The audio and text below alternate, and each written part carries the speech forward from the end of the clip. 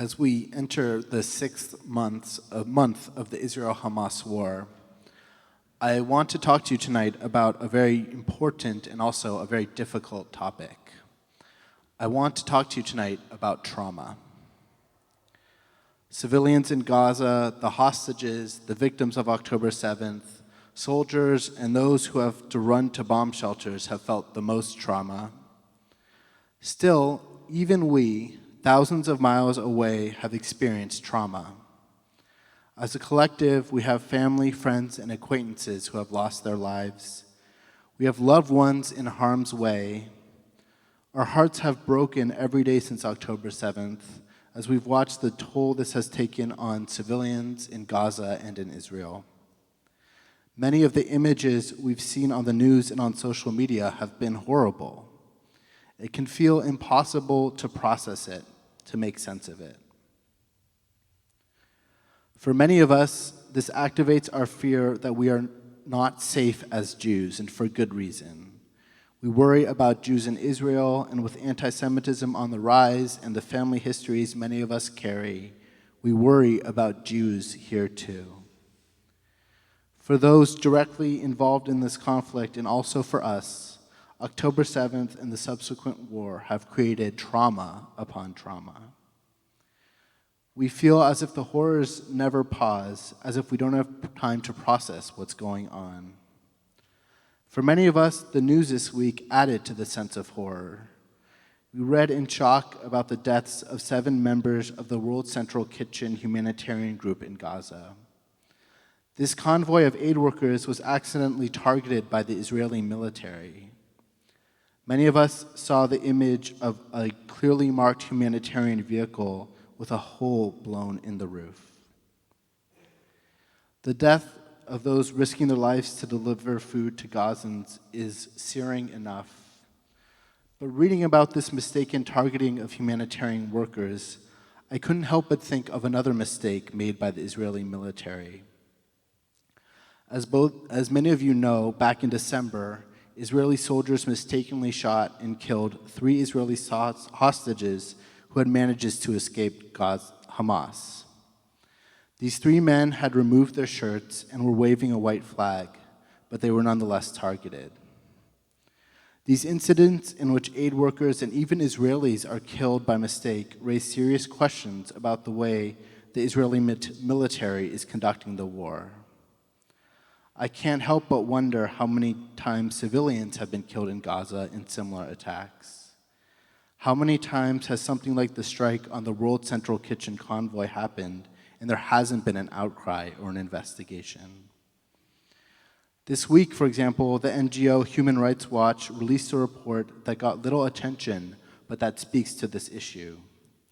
On October 31st, the Israeli military dropped a series of bombs that destroyed an entire apartment building in Gaza. Human Rights Watch determined that the single bombardment killed at least 34 women, 18 men, and 54 children. It's devastating to think about the suffering this war has caused. And yet, if there's any way out of this morass, it seems we have to take a step back and consider the broader mindsets that have gotten us to this point. In our Torah portion this week, we read about 2 examples of people who don't have the opportunity they deserve to mourn.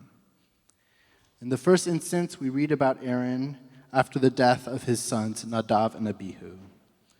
After his 2 sons are consumed by fire that comes forth from before God, 2 words describe Aaron's reaction. Vayidom Aharon, the text tells us, and Aaron was silent.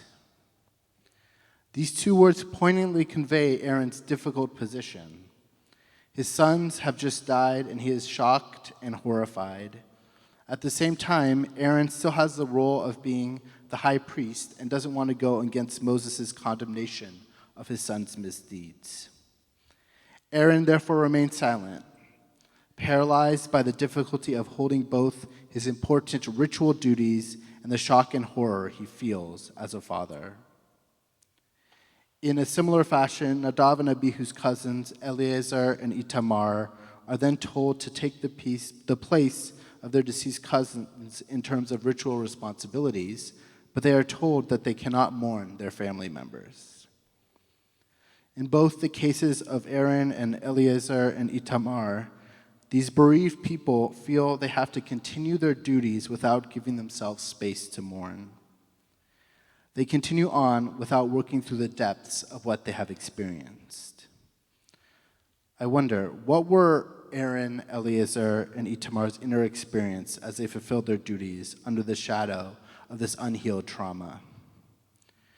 We're given little indication in the text, but it seems to me that we and almost everyone involved in this conflict collectively find ourselves in a position similar to these three biblical characters. During my year in Israel as part of rabbinical school, I spent some time in a small Palestinian village in the West Bank called Al-Khair. The Israeli settlement of Carmel has been built right next to this village. When I spent time in Al-Khair 7 years ago, the lives of the villagers there were very difficult. It's almost impossible for them to get permits to build on their land, and so their homes are often bulldozed by the Israeli military. From a young age, the children of Al-Khair endure the trauma of seeing their loved ones arrested and the buildings of their town demolished. I'm thinking of them in this season because I was hosted there with another rabbinical student during the month of Ramadan for an iftar breakfast meal. As I ate with my host Ada al-Hathalian and his family, I was struck by the most obvious lesson there was to learn. When we spend time with people of a different heritage or background, we discover, of course, that they're people just like us. The kids were just kids. I played a clapping game with them. They enjoyed running around and acting silly.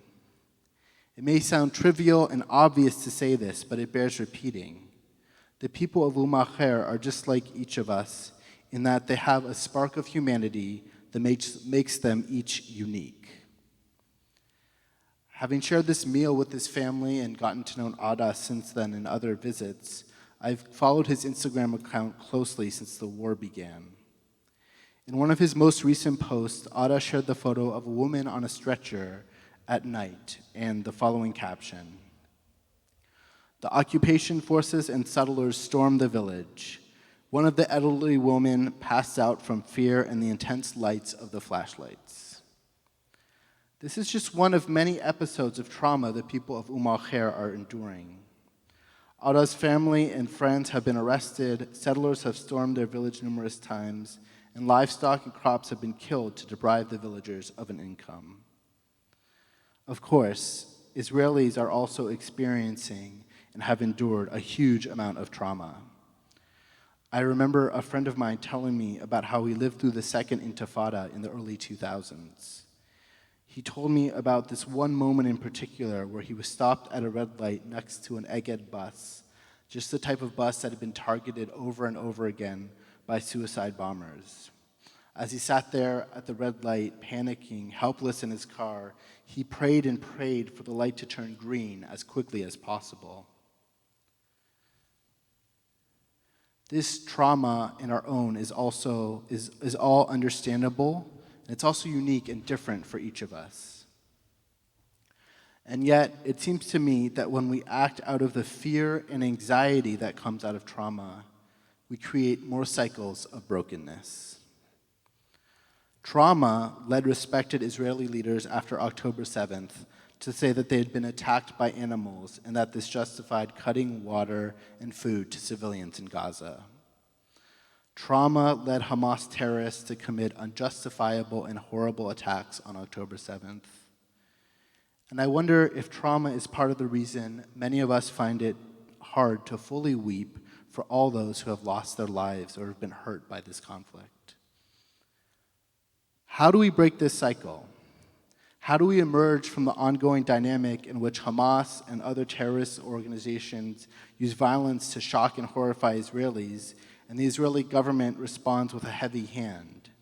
How do we make sure that we in this very room are whole enough to work for a better world?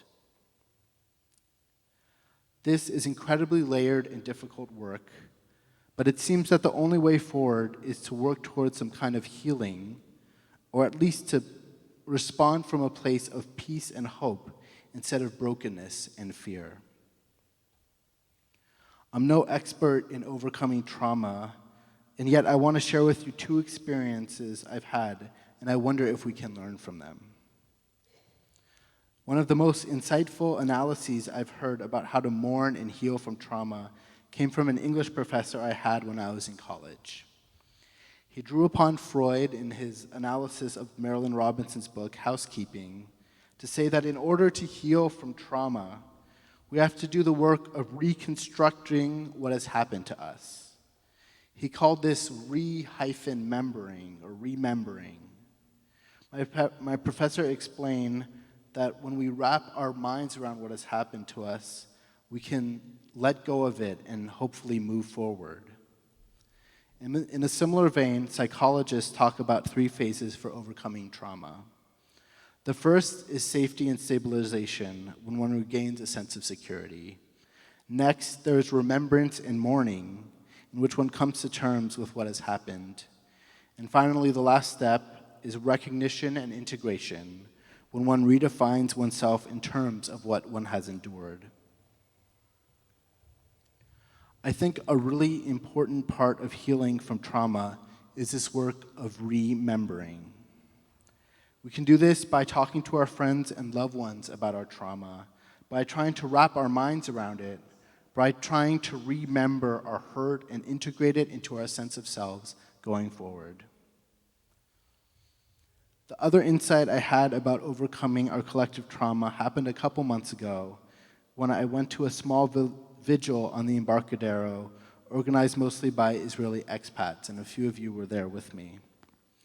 As I listened to Israeli Jewish, American Jewish, and Palestinian singers singing together at the end of the vigil, I was struck by how the work of overcoming trauma can be the collective work of working towards peace. Overcoming trauma can also be the life-affirming work of building a better world. Ever since this war began, I've been replaying in my mind some of what I find to be the most powerful words in our Torah. They come from the end of Moses' last speeches to Am Yisrael, to the people of Israel, as Moses is recounting his story and it crescendos. Moses offers us the words, Bacharta b'chaim, choose life. In one of my first Drashot after October 7th, I quoted a lonely green, one of the leaders of Standing Together, who a few months later came to our congregation and spoke from this bima with Salih Abed, a Palestinian leader in his organization, Standing Together. Just a week after October 7th, Green said, "We need to be able to find humanity right now. We need to tell all those who are telling us that we need to seek revenge, that we need more killing, that we need to flatten Gaza. We need to tell all these people that it is in this moment we will be measured by our humanity. We will be measured by our choosing life over death. The more we act out of a place of brokenness, the more we continue the cycle of violence. The more we act out of a place of brokenness, the more we choose death. But our tradition offers an alternative. I call heaven and earth to witness against you this day, the Torah says. I have put before you life and death, blessing and curse. Choose life. Ken Yehi Ratzon, may it be God's will.